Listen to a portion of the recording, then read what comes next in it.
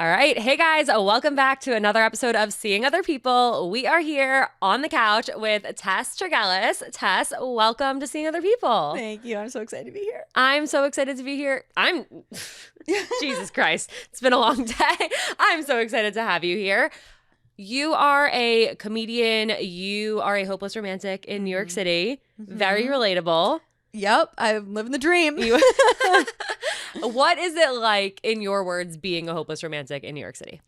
My mantra for being a hopeless romantic right now is I'm not looking for anything casual. I'm looking for things that are epic. So that's my whole thing. I don't want to go and like even getting a drink or getting a coffee, like you can still make those things like special and epic. It doesn't have to be like skydiving, but I'm looking for like epic romance. What would that epic coffee date be like? Oh my, it could be it's like the little things. You know when like someone says, I want to take you, like someone asked me recently if I wanted to go for a walk. And I was like, no, I don't want to go for a walk. But if you say like, hey, I want to take you to 3 of the best coffee places and we're going to rate each coffee and whichever one's your favorite, we'll go back on our second date. I don't know. Make it like, let's get some like creative writing on these dating apps. You know, you can make little things epic. So that's what I'm going for right now. Are you hoping for epic first dates or epic later on? All. I'm an epic person. Like okay. I'm gonna match your energy. Yeah. And if you don't match my energy, what are we doing? Right. You know? Are you ever suggesting epic dates, or you want them to suggest the dates? Oh no, I suggest epic dates. Okay. For sure. Yeah. Okay. Yeah. I love a plan. I love planning. Me too. I love control. Yeah. I think that's more of what it is, but yeah. Do you ever feel like you suggesting a date is a turnoff? Because I feel like there's a lot on the internet and a lot on social media about like the guy should always plan the date. The guy should ask you out. The guy should do this, that, and the other thing. And here's the thing, like if that's what somebody wants, like that's what somebody wants. But I never want women to feel like they can't do something. Oh yeah. I love planning. I like planning dates for people I like. Like I don't want to plan something that, I don't know. I think when you like someone, you want them to feel special. And like, that's part of my love language is to be like, hey, like we can make this little moment special. And if it's not a match, I think that's also fine too. Yeah. But it's vulnerable. You're putting yourself out there and like, I get it. But I think I also never want to feel like a burden. So sometimes that's one of my like big fears. Sometimes if a guy's planning a date and I can tell it's like a thing, it's like, no, I don't want you to stress. Like it's not fun to like stress about what restaurant you're going to pick. Like, I don't know. Are you a people pleaser? Oh, 100%. 100%. Welcome to the club. Yeah. Like chronically. Yeah. People pleasers anonymous. And hopeless romantic. So like I'm just, it's hard for me to set boundaries. Yeah. So that's like my 2024. It's just boundaries. I'm just going to be like, no. And not in like a rude way, just in like a self-preservation way. No, I think that's smart. And I think sometimes we have to learn to do that, even if it's hard. And I feel like I would have saved myself so much pain had I learned to do that sooner. Mm-hmm. Yeah.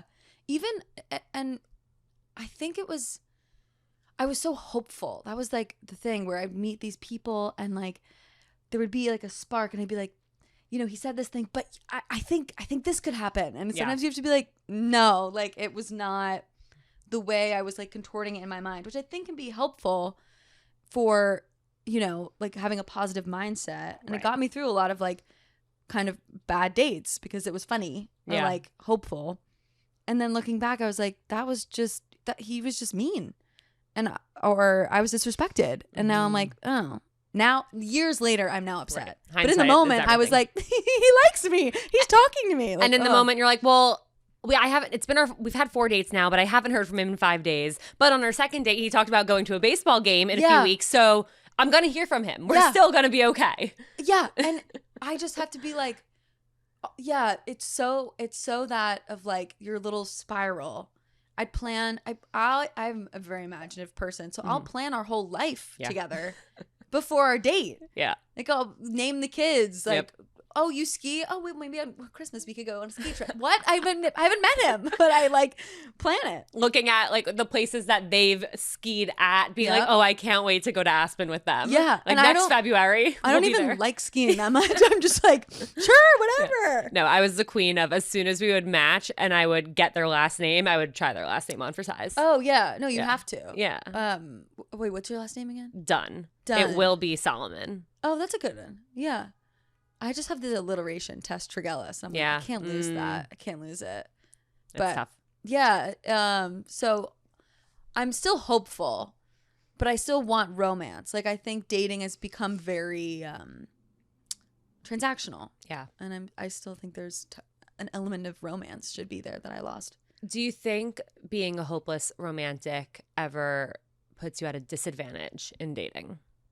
Yeah. I think people can take advantage of it for sure. But I also, I don't know, it's just part of who I am. Yeah. That's like, I don't want to apologize for how I want to be treated. Like, yeah. you know, and I think when it's the right match too, anything can be romantic, you know? And I think that's like the part that I was missing where I was like, well, he needs to make the reservation. He needs to do this. But if someone is charming and you have a connection, you can sit on a park bench and talk for 5 hours and it's the best day of your life, you know? I'm a hopeless romantic, but like my career has been my romance for so long. Like comedy has been my longest relationship, which is also toxic. And I have a toxic relationship with that. Yeah. But I don't know, when I meet people, especially as like a self-preservation thing, I'm like, how can I work with you? Right. And I don't think about romance. It kind of has to sneak up on me in a way. Yeah. No, I think that's a good thing though, because I feel like I used to work in the music industry. I've lived like 5 lives in the last 10 years. But I only wanted to date guys who worked in music because I was like, well, we get each other on a different level. Yeah. So I actually think that that's such a healthier approach of when you meet people in your industry to be thinking about work. And then if a connection develops, a connection develops, but you're not like pining for it. Right. And I think the thing that I've come into kind of trouble with is having someone reach out and present it as like a business thing or a collab. And then they'll like ask me out and I'll be like, no, like, honey, no, this is not.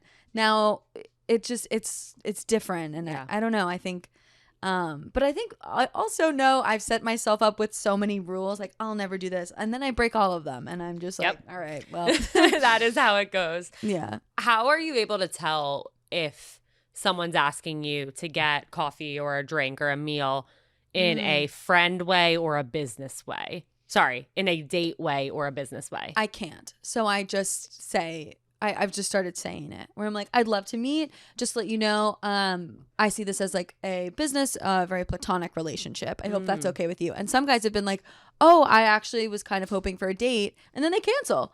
Oh, wow. Okay. Yeah. Or I actually had one and he became a friend, which is fine. You know? I love that. Yeah. And you know what? That's great. I think it's amazing that you're being upfront about it, because otherwise, why waste your time or their time? And I was getting so anxious like Yeah. the whole time. And I went on a date with someone and halfway through they were like, is this a date? And I was like, I don't know. Do you want it to be? Right. So I just was like, it'll make me less anxious if I know going in what my intentions, if they know what my intentions are and I know what their intentions are, then like, it's so much more relaxing. Yeah. And you can connect and you're not thinking about like, wait, I'm confused. Is he going to kiss me? Why is he touching my leg so much? Wait, does he think this is, and then it's just weird. And if they're touching your leg and it's not a date, run. Run. Sprint. Yeah. Yeah. I get a lot of arm touches. Ah, Yeah. interesting. How do you feel about arm touches? I can be pretty touchy after I've met someone enough times, or something's funny and I want them to know. I'll go, oh my God, that's so funny. Touch their arm. But yeah. You don't need to touch anybody. No. Boundaries. Like, boundaries. You don't need to do that. 2024 boundaries. 2024 year is of boundaries. boundaries. Yes. Speaking of funny, what is it like dating as a comedian? Oh my God. It's interesting. I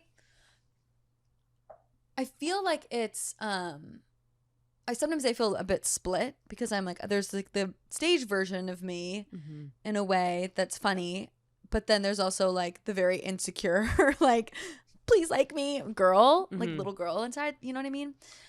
that sounded weird. The little girl inside of me. I get it. I like Little hated that I Tess. said that. Yeah. But I felt like I was kind of hiding it or like ashamed of it. And I think once I got over where I was just like, this is kind of me. And I dated someone who was very similar in that of just like, this is kind of my deal. And I adapted to that. And like, it didn't work out, but it was nice that they were just kind of like, this is kind of the situation I'm at. And you can sign on or sign off. Like, it's really up to you. And so I've tried to approach it with that where it's like, all my stuff's online. You can see it. Like, if that's a red flag, you don't have to date me. Yeah, you're not my guy. But also, I get a lot of like things that wouldn't sound condescending but are. Like, I've had a lot of guys be like, oh, well, don't put me in your content, stuff like that. And I'm like, you're not the star. Like, I'm the star. It's not about you. My content is never about you. It's my perception of you. It's about me. It's, you know what I mean? So it's like, I had another guy be like, are you scared I'd be funnier than you in stand up? I'm like, no, you're not a stand up comedian. No, yeah. Yeah, tell me a joke. I mean, there's a lot of stuff where I kind of have to like jokingly be like, fuck off. Yeah. But the people who respect it and really respect it, like I've had people be like, oh, you're pretty funny. And I'm like, that's so condescending. Yeah. Like I had someone go, you're actually pretty funny. And I was like, you're actually really condescending. Like, yeah. Like, don't act surprised. Yeah. So, yeah, there are a lot of, or, you know, or like, are you going to roast me? And I was like, I just want to be nice to you. Like, yeah, like, I like having like witty banter, but like, I don't want to be mean. I don't want to, like, you know. What would someone showing respect look like? I mean, it's a career. I feel like someone, like understanding that it's a job and like talking about how they feel about it. I feel like a lot of guys don't talk about their feelings. Yeah. So it was a lot of, oh yeah, it's like cool that you do that. But then I'd be like, oh, I have a show. And they'd like, oh, well, we're going to get drinks with so-and-so. Can't you cancel the show? And I'm like, no, I can't. Like, no, what? And some, you don't get paid a lot. So it's like, it's more of the like, this is something I actively have to work on. And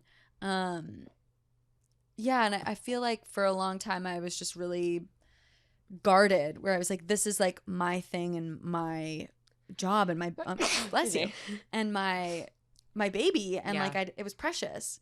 And if someone like joked about, and it's so vulnerable too, like someone's watching you do stand-up. I had a lot of people, I'm like, yeah, sure, come to my show, that's great. But it's different. It's very different.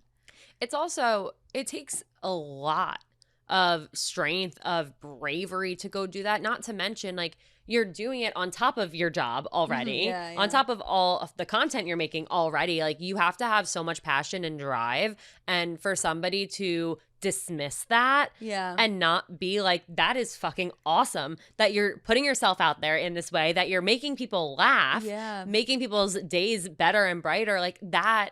I feel like any other response is just like not. It's just not. I think it's a power thing where like they want to like bring me down a bit, and that was never like fun. Yeah. Or like they or a lot of times they think because I'm a comedian, I'm around like people saying crazy things. They think they can say crazy things to me, and I'm like, that's not how this works. But I think the most respected I felt was when I don't feel like I have to perform because I feel like I'm performing all the time, even in my life. Like that was a big kind of like moment for me where I was like, I don't need to put on a show on a date. It's not my job to entertain you. I'm not working right now. I just want to like feel like myself, and I don't want to feel like I have to entertain you, people please you, really. And so I think the people who I can really just be like still with and like really myself, which is, you know, talking about things that I'm not confident in, was a big moment for me versus just being like, everything's funny. It's like, sometimes I get sad, you know?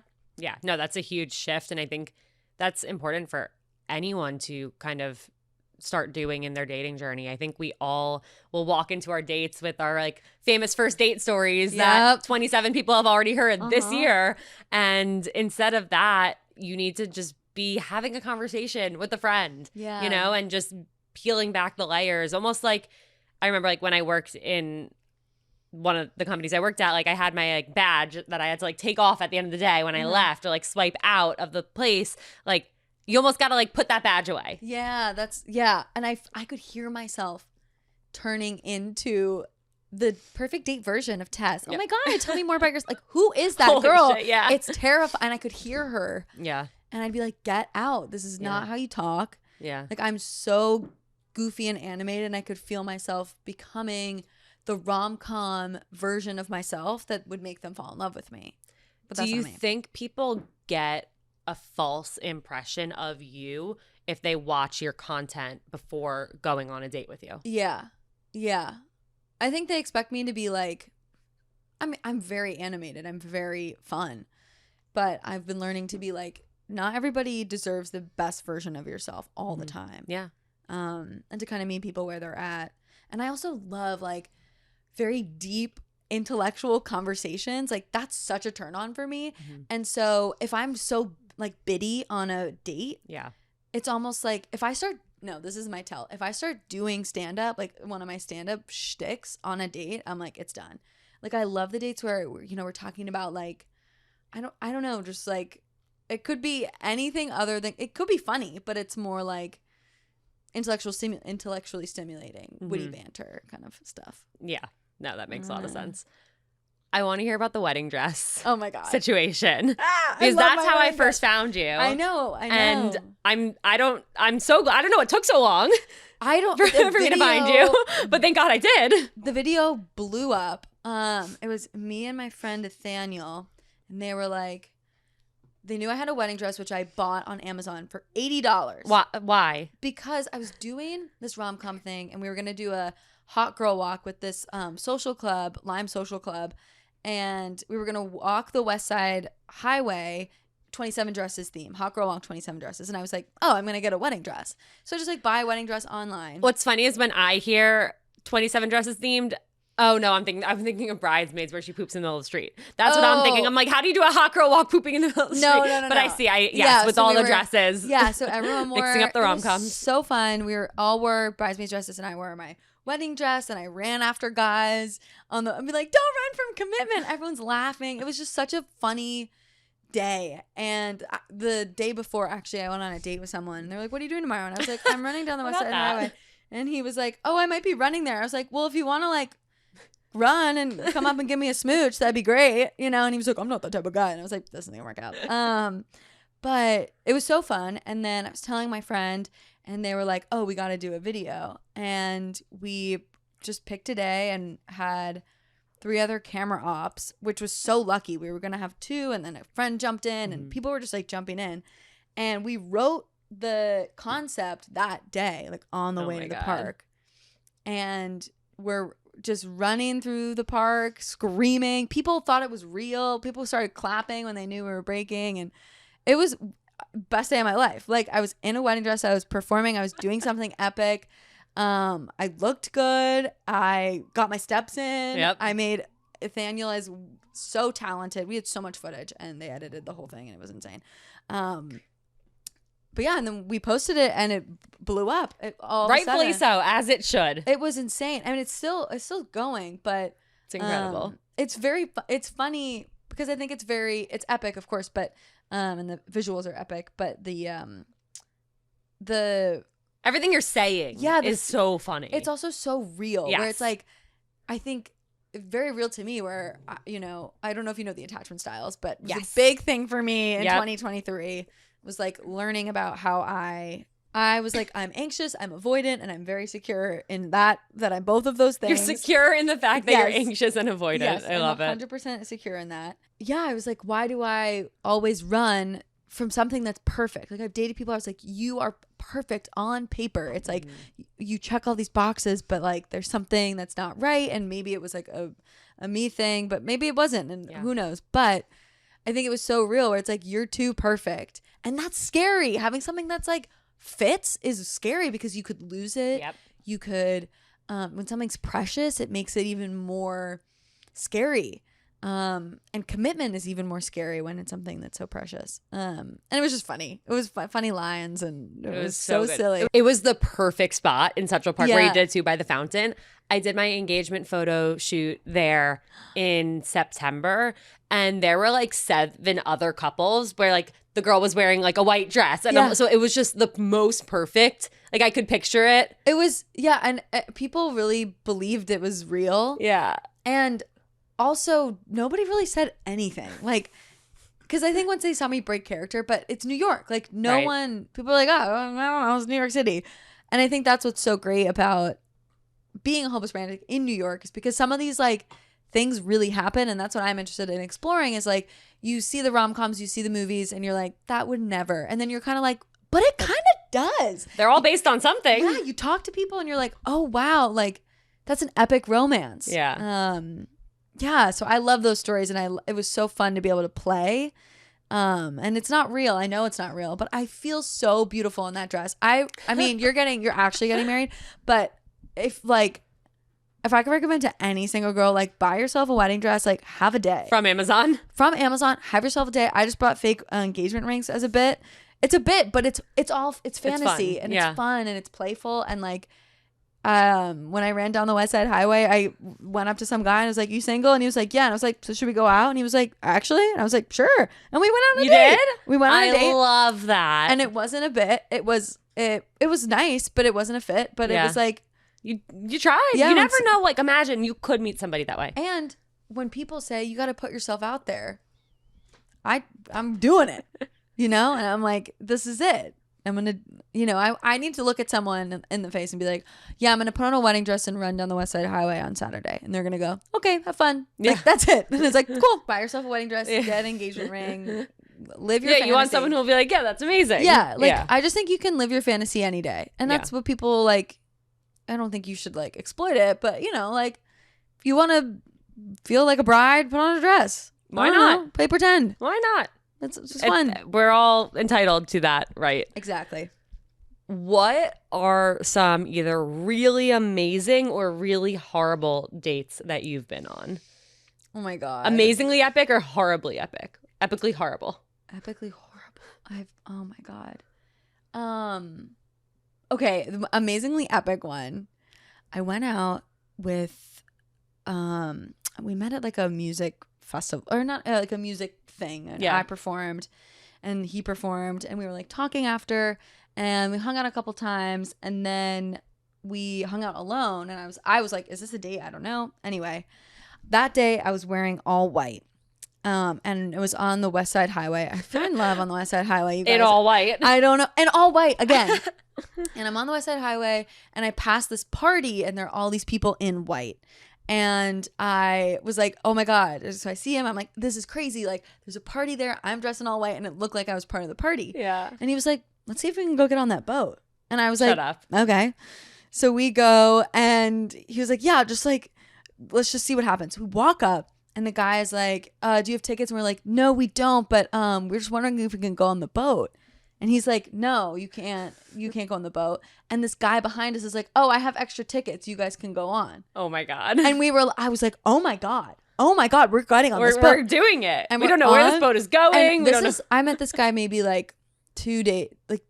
I met him 2 times before. So I like How knew big him. of a boat? Like, were there 20 people or 200? It wasn't 200, but it was a big boat. It was one like the City Line boat. Okay. But we are literally standing on the boat, and we're sitting there, and it's rocking, and I started feeling like really seasick.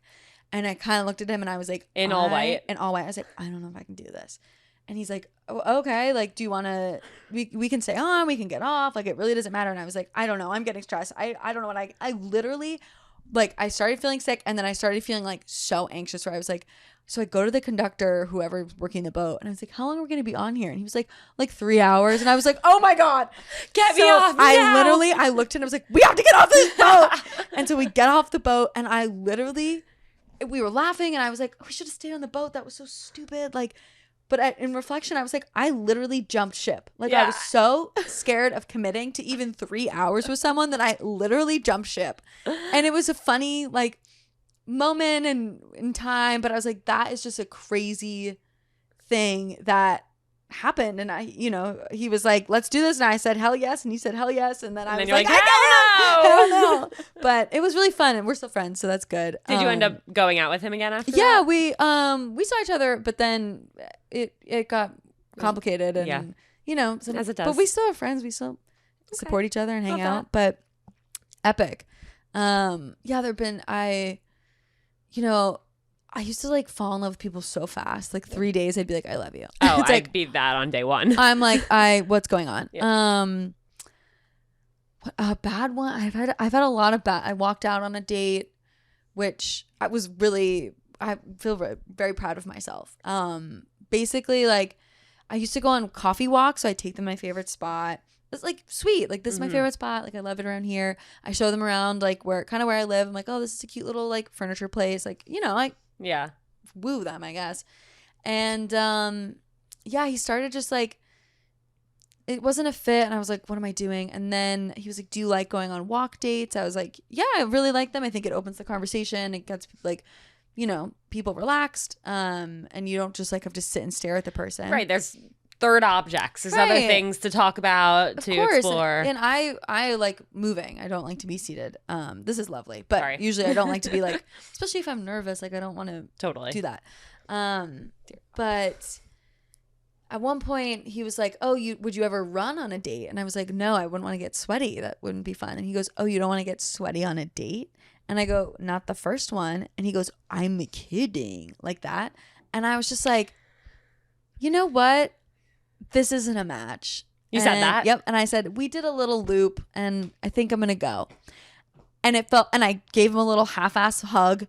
Yep. And I turned around, and the coffee that he bought me that was like $3, I looked and I just threw it in the trash and I walked away. I don't know if he saw me throw it in the trash. I don't care. Did you was it an aggressive like drop? Kind of. Yeah. I walked like a block, and then I was like, I don't want this coffee. I love it, but like it reminds me of.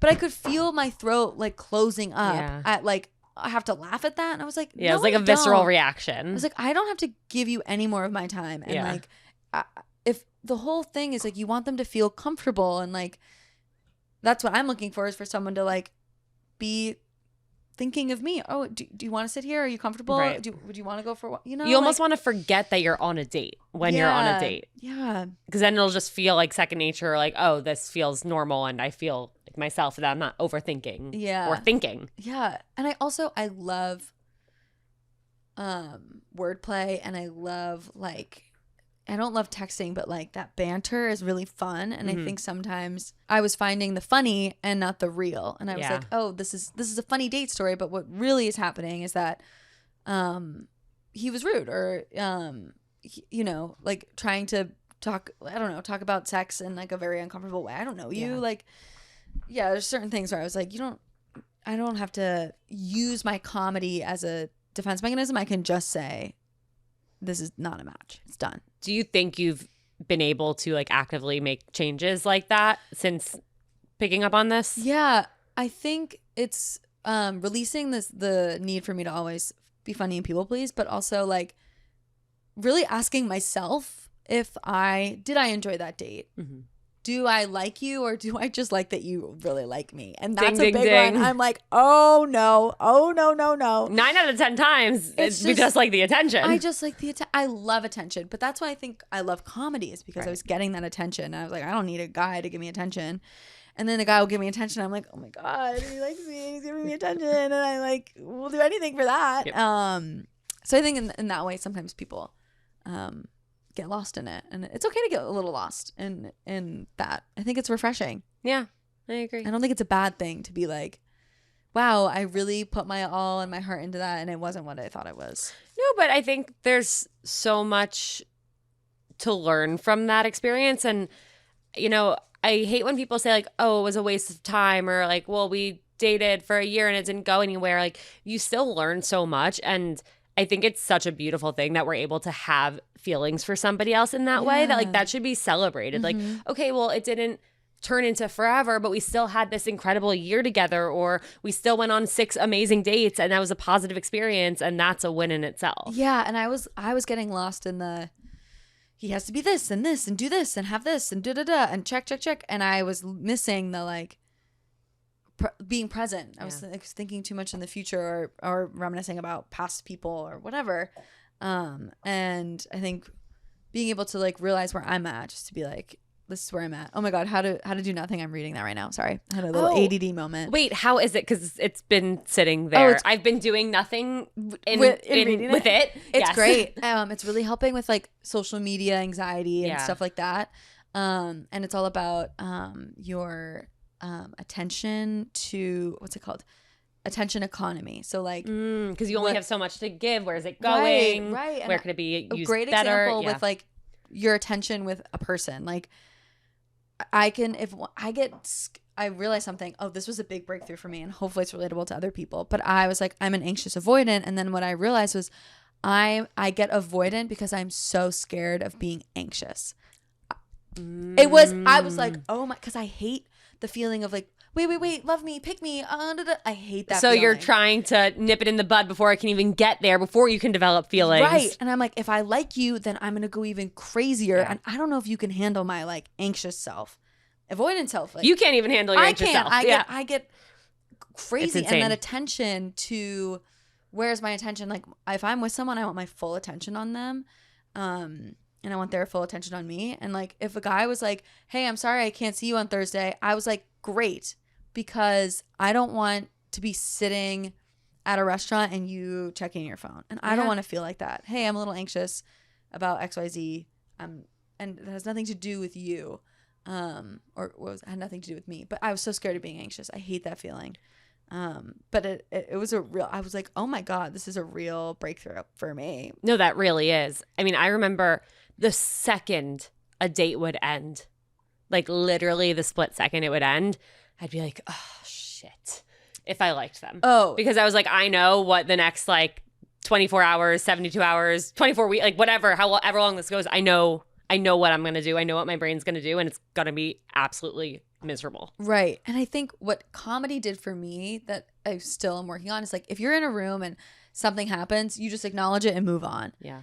And I wasn't doing that in real life, where it's like, okay, something you said bothered me. Oh, I'll just bury that down, make a joke of it, and then it'll be solved, versus just being like, I think that's wrong, or I don't like the way you said that, or whatever. The sooner you actually approach the subject, or like, I feel like we build things up in our heads so much where sometimes they could literally be a 20-second conversation and the littlest deal in the world, but we turn it into the biggest deal in the world. Oh, yeah. By not talking about it. Yeah. That's so true. And I think also the longer, this is why I'm like, if a guy at the end of a date is like, when can I see you? How about Wednesday? Great. Wednesday, love it. I'm a big calendar girl. Yeah. Get on my calendar because I book myself up. I love seeing my friends and doing things, and like I have shows, I have things. We're busy. Everyone's busy in New York. So like if I'm on your calendar and you're on mine, that's special and sacred. How would you feel if they sent you a calendar invite? I've actually requested it. Me too. I've fully requested, put it in my calendar. Yep. Because otherwise I won't do it. And I want to block out time. So I'm like, oh, if I get all these things done, then I can be fully with you. So I big on that. And if I had that calendar invite or whatever, I was not stressed at all. Don't text me. I don't care. But if there wasn't when am I seeing you again? Oh my God, wait. The screws go loose. Oh my God, it's crazy. Yeah. And at one point I dated a guy, and I communicated, I was like, I get anxious if I don't know when I'm going to see you again. And it doesn't have to be like 3 times a week or whatever, but like, I'd like to know, hey, Saturday is booked. Otherwise I'm going to book it and I'm going to lose you. Yeah. And because you also don't want to be in the back of your mind trying to keep a night or a day open in case. Right. And I found myself doing that, and I was like, why am I doing this? So yeah, I mean, and in that way I was like, hey, and I just said this, I was like, look, I feel you distancing from me, and just so you know where I'm at, like I feel myself pulling away. I just want to let you know, if you want to like see me and talk about it, that's great, but like, if you don't, I'm not doing this anymore. Just wanted to like tell you how I feel. And I found that it helps me, and it also shows that I'm in control. And that's like a big thing. If someone ghosts me, it's just like, just send the text of like, hey, I noticed you weren't texting me back. I felt this way. I don't think we should continue, but I just wanted to let you know that like, I noticed this. I noticed you didn't text me. And then they come with this like, oh, sorry, like I didn't want to like commit to I'm like, just communicate. Yeah. I like don't love mansplaining, but like men need to start mansplaining their feelings. Right. I know completely. Tell me how you perfect. feel like you're like I'm 5 years old. Like that's what I need. Especially with communication, because I'm not great at it. And a lot of guys would be like, I'm not good at communicating. And I'm like, okay, but try. Right. Like, Exactly. someone just being like, I'm not it's good at not communicating. that hard. I know. It's not that hard. And even just like, yeah, even just saying like, I want to talk about this. It's like, yeah, okay, let's talk about it. Versus like, I don't know. It's a big thing for me.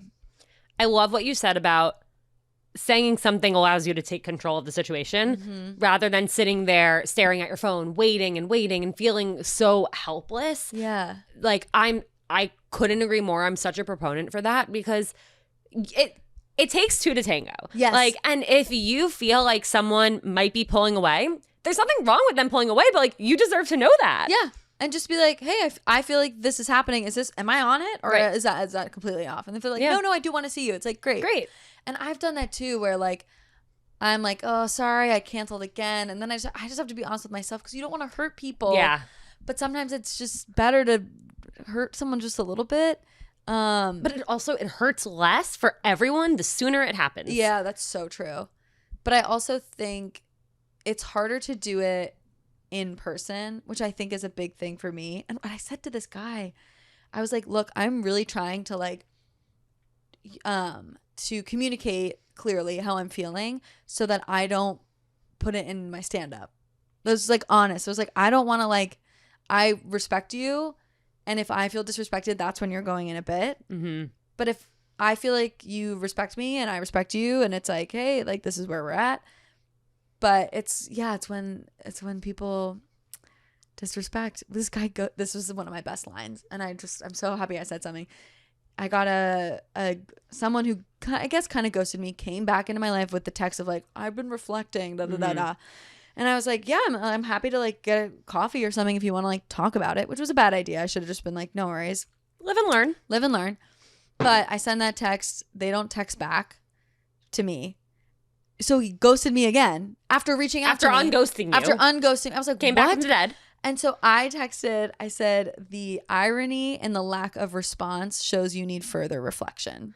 Nice. I was like, boom. Drops the mic. And I was like, I immediately get a text. I was like, you know what? I don't There's really nothing care. left to say. But I was like, a little part of me, I was like, I want you to say it to my face. I want you to apologize to my face. You can't just check the box and be like, you know what? I feel better. No, you actually, that was so selfish. Yeah. Because you just did it to make yourself feel better. It wasn't about me at all. So it's just, that's the time I'm like, it's not just the one instance. This is what, sorry, I'm now on my box. Do it. This is what I think men don't realize is when women have, I'm not going to generalize with women. When I have a big reaction to something that's like, oh, are you kidding me? Like, I get really heated about it. It's not that one instance. It's the tens of thousands of instances before, the little things that build up, and then you just said something, and the things that I didn't realize I was offended about, I am fully offended about, and you're the face of it. And I'm so sorry. But like wrong place at the wrong place, right time. And I am now I'm trying to make a point for all the other times I couldn't, or for all the other women you're gonna date. Because what? Anyway.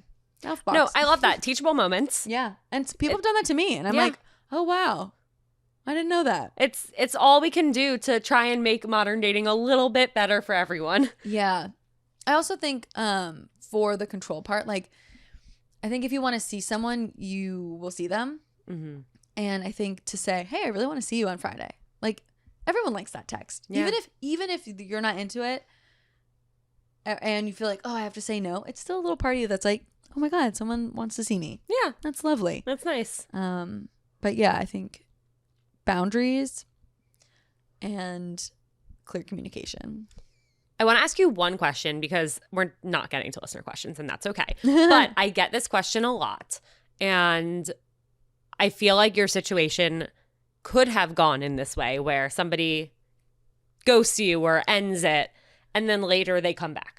Mm-hmm. And they decide like, okay, maybe I will give it another try. Like maybe I missed something and I want to explore this more. If that guy had unghosted you, gone on that coffee date or a coffee walk or decided to like see you again upon further reflection of wanting to see you again. And then after that, like you're like, okay, like that was great. Like we're back in. And then he does it again. He ends it or ghosts you again. Yeah.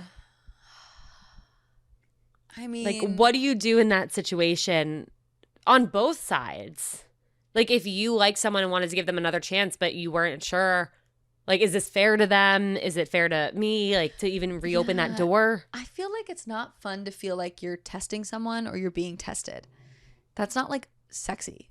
Yeah. And I would do that. I would was like, I would do things that were a little manipulative where I'd be like, I'm going to do this and like see how they handle it.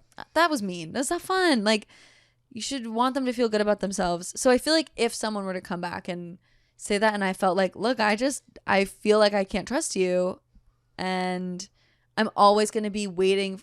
This is like a theme where it was like, I'm always going to be waiting for you to let me down. Or I'm always going to wait for me to let you down or hurt you or whatever. Mm-hmm. And that's not fun. And it happens. But I think that's, I honestly, not many people come back for me. Most people I'm like, bye-bye. Or they're like, bye-bye. Well, whenever I hear the quote, like, men always come back or their lives get worse, I'm like, they don't come back. Yeah, though their lives like are probably fine. Yeah. Yeah. I think there's also like, you know, maybe you think about that person or whatever, and I think you can have a fond memory of it, but even my bad dates are like contorted with the comedy, so I'm always just like, oh, it's funny, I guess. Yeah. But yeah, there's laugh it off. A little, yeah, definitely laugh it off. But there is time, I think, that I wasn't taking to be like, how do I feel? Yeah. And I think that's really important. So like, yeah, it's funny. I have funny date stories, but I always joke with people who are like, oh, if it's a bad date, it'll be in your content. And I'm like, yeah, I have enough content. You have enough content. You'd prefer a good date. I would rather just like feel good. Yeah. And like completely. I don't want to have any more bad date jokes. I have those. I'm actually still working through this. So like you're good. Yeah. We filled the bad date jokes quota for the next 5 years. Yeah. Oh my God, 10 years. 10 years. Oh my God. Guys, Berkeley has been a disaster during this recording. Thank you, Tess, for putting up with him. Of course. Okay, last question, though I feel like we could go on for literally ever. Yeah. What is the best piece of dating or relationship advice you've ever received? Oh yeah, I knew you were gonna ask me this, and I had something. I feel like it's such a cliche, and I hate that I'm in the age of like cliche starting to make sense, but they do. They do. You hit an It's really eye-opening. You hit an age where you're like, oh, I just have to like love myself first. That's it. I get it now. Really, I get why. I hate that. I think it's a little bit of attention, like putting the attention on yourself and not on something that you can't control. And I also think being attractive has so many different layers. Like I feel like so many times I was worried about what I was wearing or like how I fit into my clothes. Like that was such a waste of time. Not to get too much into like looks, and because that's a whole other podcast, I'm sure, but like there's so many ways to be attractive, and one of the best ways is just to like be yourself and like have your little light shine.